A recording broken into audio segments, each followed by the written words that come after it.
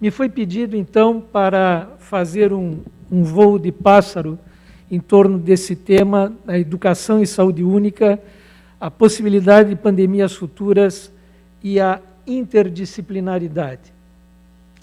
Um grande educador, que foi Aloysio Magalhães, ele dizia: a história é como um estilingue, quanto mais se puxa para trás, mais se vai à frente. E, em realidade, o conceito e a abordagem, mais do que o conceito, a abordagem da saúde única, não é algo recente.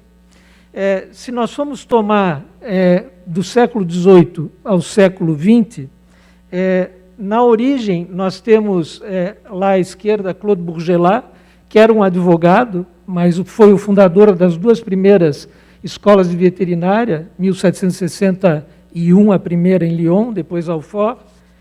E ele, um amante dos cavalos e membro da Academia de Equinos na França, já por ocasião da fundação das escolas de veterinária e estudos que ele, como leigo, fazia, falava da biopatologia comparada. Logo depois, acima, nós temos o grande patologista e médico Rudolf Virchow, que, na realidade, foi o primeiro a fazer uso do termo uma medicina. Então, Virchow, já no século XVIII, no final do século XVIII, fazia uso desse termo. Aqui abaixo, nós temos o coronel médico Aragão, que é considerado o patrono da medicina veterinária militar, ele era médico, e no início do século passado, 1913, 1914, já antes da Primeira Guerra Mundial, e ele está na origem do ensino da medicina veterinária no Brasil. Ele fundou a Escola de Veterinária do Exército, que depois passou a ser a Escola de Veterinária da Universidade do Brasil, mas ele, como médico, fez trabalhos notáveis sobre duas zoonoses. O mormo, que naquela época é uma doença infecciosa dos equinos, e nem era entendida como tal, e também com a febre aftosa. E era um médico.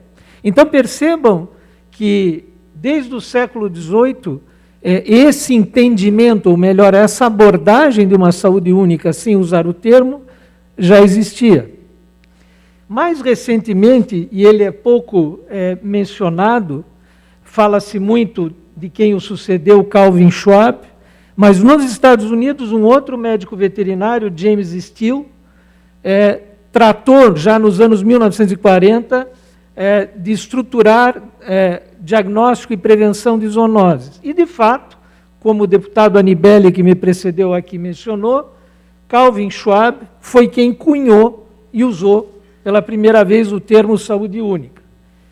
E, mais recentemente ainda, uma médica cardiologista, Barbara Horowitz, nós veremos depois, inclusive, o livro dela, cunhou um termo de zooubiquidade, que trata das questões estratégicas da saúde humana e da saúde animal de uma forma bastante interessante. Então, esse termo, conceito de saúde única, foi cunhado para justamente fazer o que se está fazendo hoje aqui, e é a hora de parabenizar o Dr. Pasqualin por essa iniciativa, que é promover parcerias, compartilhar conhecimento, compartilhar ciência, boas práticas políticas, para promover, sim, Pasqualin, e está no conceito da saúde única, a saúde das plantas, das pessoas, dos animais, do meio ambiente, enfim, de todo o planeta. E agrega-se a esse conceito de saúde única um outro, que é o do bem-estar único, porque a nossa profissão, particularmente, vem defendendo já há bastante tempo a questão do bem-estar animal. Mas é preciso cuidar de quem cuida. Então, o bem-estar é bem-estar único, bem-estar animal, o bem-estar de todos. E é claro que nessa integração das profissões, muito mais do que multidisciplinaridade, essa figura fala por si, onde as profissões ficam cada um no seu quadrado, com quase nenhuma interação. Uma evolução é a pluridisciplinaridade, onde alguns contatos podem ser feitos e algum grau de sinergia se estabelece, mas já quando se chega na interdisciplinaridade, a possibilidade do consenso em torno de um objetivo comum é clara, é concreta, e o sonho dos sonhos é a possibilidade da transdisciplinaridade. Então percebam que aqui, pela fala do Dr. Lucchesi, do IBAMA, não apenas aqueles profissionais de saúde única, nós veremos pela resolução do Conselho Nacional de Saúde quais são eles, mas várias profissões podem concorrer efetivamente para esse conceito da saúde única. Então vejam, nessa questão que eu mencionava da zoobiquidade, esse é o livro da Bárbara Horowitz, e essa zoobiquidade, que é um termo novo, então cunham-se esses termos novos, no meu entendimento, muito mais com o sentido de uma provocação para uma reflexão.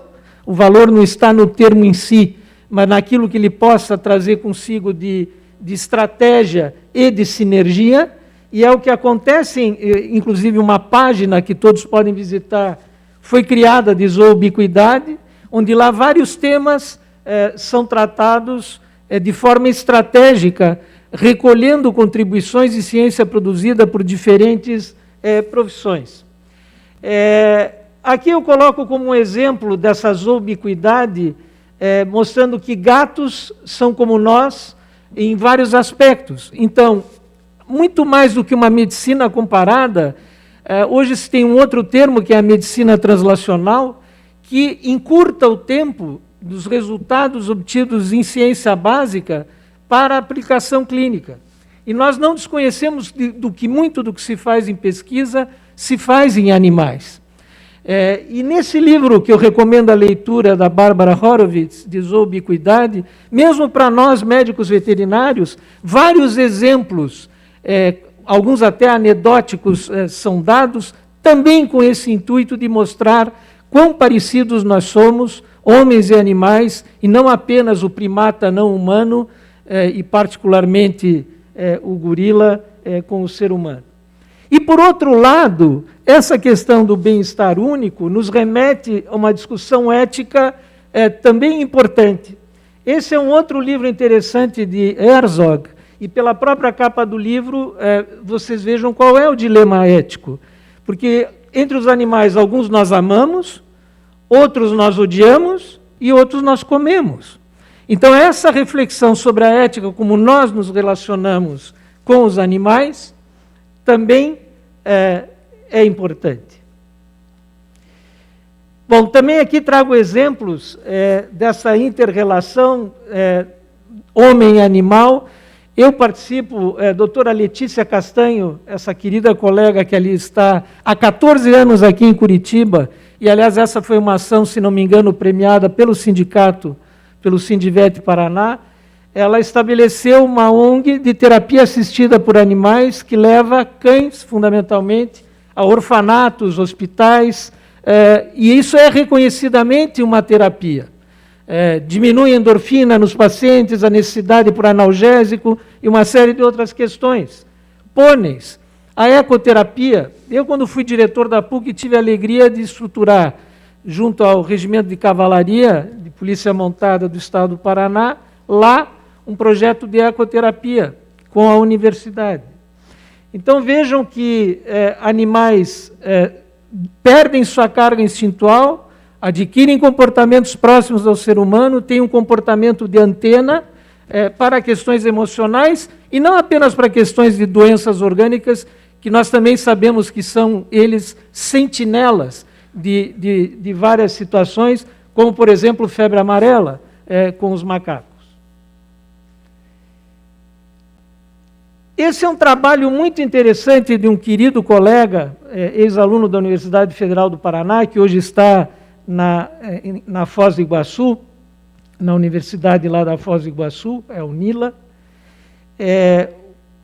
O doutor Svoboda, ele fez esse trabalho, e o próprio título é bastante interessante e sugestivo, e o trabalho é assinado por várias profissões da saúde, mas nesse trabalho ele faz uma adaptação desse guarda-chuva, que originalmente foi descrito por Berg, esse guarda-chuva da saúde única, onde se percebe, então, as doenças zoonóticas deputado Anibele falou, e é verdade, 70% das doenças emergentes do ser humano vêm dos animais, mas, ao mesmo tempo, podem haver as zoonoses reversas, onde o ser humano transmite a doença para os animais. Um exemplo recente em primata foi a questão da hanseníase, né?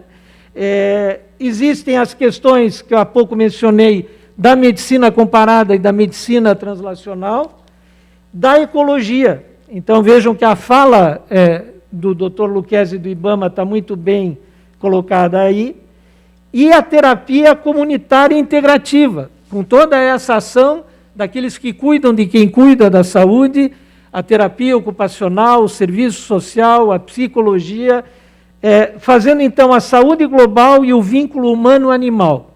Então, essas discussões em torno desse guarda-chuva já se fazem há bastante tempo, estão bem consolidadas e já, felizmente, há bastante tempo, constituem consenso e geram procedimentos, práticas e políticas, hoje já consideradas padrão ouro. Com relação à educação, eu tenho o privilégio de ainda hoje fazer uma consultoria junto à OIE, que é a Organização Mundial de Saúde Animal, e algo que realmente contribuiu de maneira muito importante para esse conceito da saúde única foi a união tripartite entre a OIE, a FAO e a Organização Mundial da Saúde. Aqui no Brasil, por uma questão histórica, a primeira vez que houve um evento como esse de hoje, com essa natureza, foi em 2007, quando então o Dr. Clóvis, um especialista em medicina selvagem, que o senhor deve conhecer, o Dr. Karash, veio ao Brasil e, em torno da participação deles, fez um simpósio, Um Mundo, Uma Saúde. E aí tratou-se disso como saúde única. Mas em 2010, como eu dizia, essa comissão tripartite, OIE, FAO, OMS, se reuniu e teve como gancho inicial, e continua sendo uma grande preocupação, uma grande bandeira, a resistência antimicrobiana. Nós não temos, a meu conhecimento, doutor Gessi, uma estatística brasileira das mortes por resistência antimicrobiana, mas nos Estados Unidos morrem 30 mil pacientes por ano por resistência antimicrobiana. E é claro que nós, médicos veterinários, médicos e todos os profissionais de saúde, estamos envolvidos nessa questão, mas eu diria que nós, médicos veterinários e os médicos, principalmente, com o uso equivocado dessas moléculas e gerando essa antirresistência microbiana. Eu não sei se o doutor Lucchesi está aí ainda, ele falou muito de água, e a verdade é a questão, veja esse trabalho da questão da água e a resistência antimicrobiana, porque resíduos de antibióticos vão para a água, esse consumo por intermédio da água, está aí a integração com o meio ambiente, contribui para essa resistência antimicrobiana, ou seja, não é possível fazer saúde única sem a concorrência de vários profissionais, não apenas os da saúde única, mas também outros profissionais. Falando de alguns marcos, também em 2011, quando a medicina veterinária científica comemorou 250 anos da fundação da primeira escola, houve um evento mundial chamado VET 2011. E nesse evento comemorativo foi quando cunhou-se um slogan em inglês, VET for Health, VET for Food, VET for the Planet. Então, é esse médico veterinário da saúde, do alimento, da seguridade e da segurança alimentar e envolvido com a saúde do meio ambiente. Falando agora especificamente da educação da saúde única, aqui é muito importante também historicamente colocar a Escola de Enfermagem, doutora Márcia, de Ribeirão Preto, que foi a primeira instituição de ensino superior do Brasil a iniciar, já quando não se falava ainda de saúde única, ao ensino por meio de projetos de extensão desse conceito de saúde única, isso na Faculdade da USP, lá de Ribeirão Preto. Já bem mais tarde, na Escola Médica de Medicina, do curso de Medicina da Universidade Federal de Minas Gerais, em 2017, foi criada a disciplina de saúde única. Esses marcos são muito importantes. Mais recentemente ainda, na Universidade Federal Rural de Pernambuco, já no nível de pós-graduação estricto sensu, o mestrado profissional em saúde única, com 2 áreas de concentração: vigilância e cuidados de saúde primária e epidemiologia e planejamento em saúde. Então, para além da graduação, a saúde única passa a se estruturar também na pós-graduação. E já é importante dizer que desde 2017, várias instituições, o Conselho Federal de Medicina Veterinária, Sociedade Brasileira de Medicina, Conselho Federal de Medicina, Conselho Nacional de Saúde, o COREM, têm disseminado o conceito de saúde única. E isso é muito importante, que os organismos profissionais que regulam a profissão, o sindicato hoje aqui, tenham esse papel. E mais recentemente ainda, e também existe um site, foi criada no Brasil, a rede One Health Brasil. E essa foi uma iniciativa de médicos veterinários. Então, essa rede One Health também tem um site, é exemplo do site da Zoobiquidade, e aqueles que não conhecem, eu convido à visita. Ainda com relação à educação e à pesquisa em saúde única, já em 2007, a OIE publicou, 2009, publicou a educação veterinária para uma saúde global e uma saúde pública, que foi um documento que norteou muitas diretrizes curriculares, não apenas da medicina veterinária, na área de saúde. O nosso Paraná, felizmente, e como já foi dito por outros que me precederam, tem dado exemplos nessa questão da saúde única e também na educação. E a minha querida PUC do Paraná, em 2017, ela estabeleceu, por meio de 2 eventos que foram realizados, e aí também parabenizar o Conselho Regional de Medicina Veterinária do Paraná, que no sistema CFMV-CRMV foi o primeiro a criar uma comissão assessora de saúde única, doutora Cláudia Pimpão como presidente, e a partir de 2 encontros, 2 simpósios, onde foi discutida essa questão da saúde única, a PUC do Paraná, na sua escola de saúde, que congrega então o ensino de graduação de todas as profissões da área de saúde, mudou os seus currículos para integrar então o ensino da saúde única no âmbito da PUC. Uma bela prática a ser copiada. E mais recentemente, hoje, na realidade, nesse momento, o Dr. Aldrado Zanella, que é um grande defensor do bem-estar único, então veja a importância do critério do bem-estar único agregado à saúde única. Nesse momento, em homenagem ao dia de hoje da saúde única, ele está inaugurando no âmbito da USP a disciplina de bem-estar único. Falando em educação, não apenas a educação formal na universidade, mas a educação do público, da população em geral. E eu fico muito contente de ver no site do Ministério da Saúde uma série de propagandas dirigidas ao público leigo, falando de doenças que nós, médicos veterinários, particularmente conhecemos muito bem. E aqui eu faço uma provocação, nem tanto, às vezes conhecem tão bem outros profissionais da área de saúde, mas antavirose, febre maculosa, brucelose, enfim. É importante também educar a população e sensibilizar a população para além da academia em relação a esse tema da saúde única. A letra aqui é pequena, mas esse é um edital recente do governo de São Paulo para cursos para profissionais não médicos, em várias áreas da saúde única, onde qualquer profissional que o Conselho Nacional de Saúde coloca como profissionais da saúde única pode se apresentar. Então, esta é a tendência da educação em saúde única. O fim do tribalismo entre as profissões e a busca de sinergia de todos pertencentes, e não apenas a profissões da área de saúde, mas aqueles que se sentirem com um background, com uma história capaz de poder contribuir para a área de saúde. Essa será a tendência. Para além das diretrizes curriculares de todo um conjunto de profissões, abrir esse leque para produzir ainda mais sinergia. Estou encerrando com relação às futuras pandemias. Bem, é muito importante a vigilância genômica, e isso, particularmente agora nessa pandemia, tem sido o fio condutor que guia a estratégia de ações, trocando a asa do avião com o avião voando e pensando mais à frente.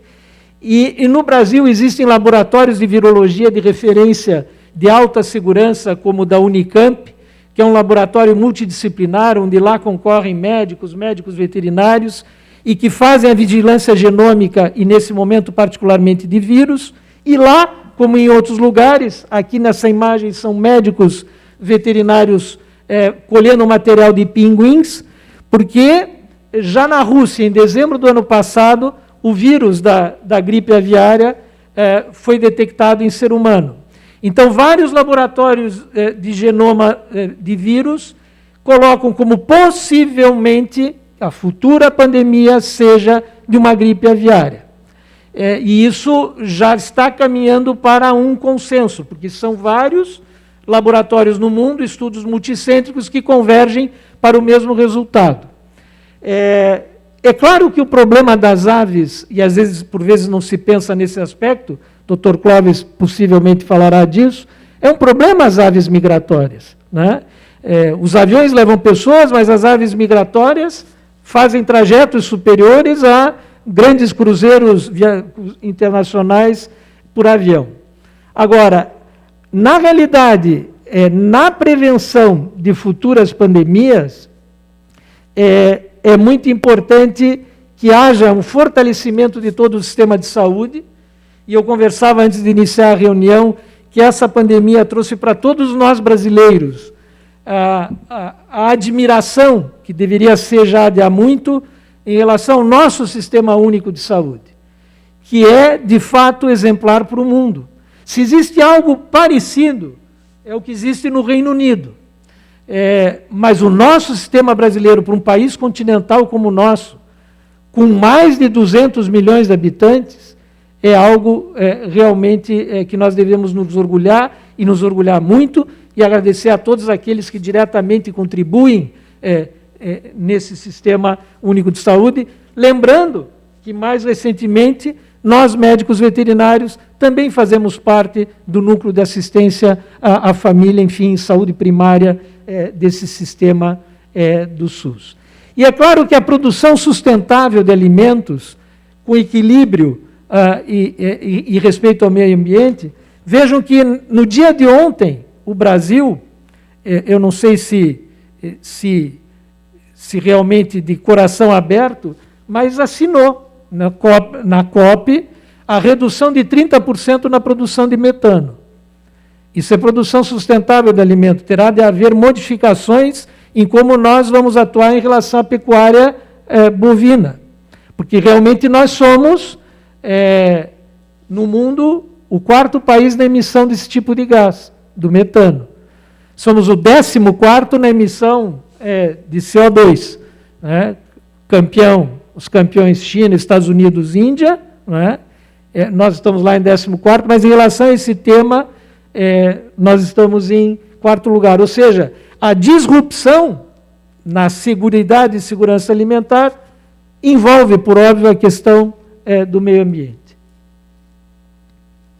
Bem, e eu encerro fazendo, em primeiro lugar, um convite, o da direita, ambos promovidos pelo Ministério da Saúde. O da direita ocorre hoje às 15h, né? E vejam como no Ministério da Saúde, quem é a debatedora? É uma colega médico-veterinária, doutor Alexander Biondo, da Universidade Federal do Paraná, como médico veterinário, também faz parte. Um médico também participa, ou seja, os eventos de discussão da saúde única congregam profissionais de saúde e, muito fortemente, a medicina veterinária com a medicina. E um outro, o 13º Encontro Científico Internacional do EPSUS, mais uma vez parabenizando o sistema que criou a cultura da epidemiologia muito fortemente no sistema do SUS, que também será um encontro que congrega diferentes profissionais de saúde. Eu agradeço a atenção de todos, reitero que foi uma honra poder falar nesse importante evento. Muito obrigado.